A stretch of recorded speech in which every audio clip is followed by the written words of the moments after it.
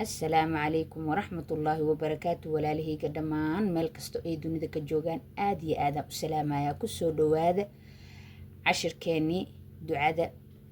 إن شاء الله تعالى انتو إلهي إيقفهن سيي أيا إن شاء الله تعالى إن إذا لقيب صدربا مركا ولالي الدعادة ودعاءات وعجيب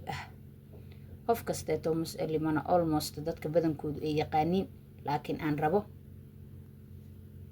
in aan idala qaybsado tafsiirkeeda marka walaalayaal ducadan subaxiina waa la akhristaa galabkiina waa la akhristaa qofkii akhrisato wax dhibaatay karo haba yaraatee ma jirto marka walaalayaal ku soo dhawaada ducadan kana faa'iideysta insha Allah ta'ala bismillahi alladhi la yadurru ma'a ismihi shay'un fil ardi ولا في السماء وهو السميع العليم